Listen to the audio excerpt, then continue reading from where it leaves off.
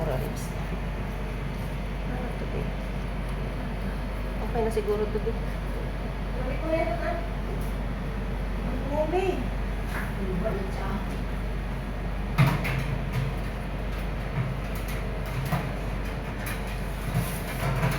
Ano ba yan si ate?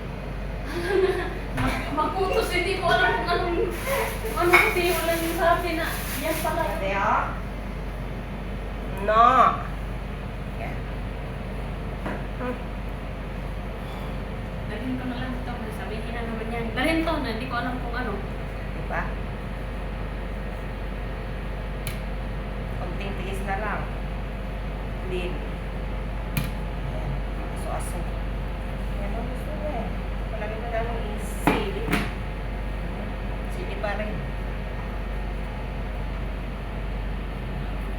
Ilapit ko na lang yun. Kasi alam ko na eh.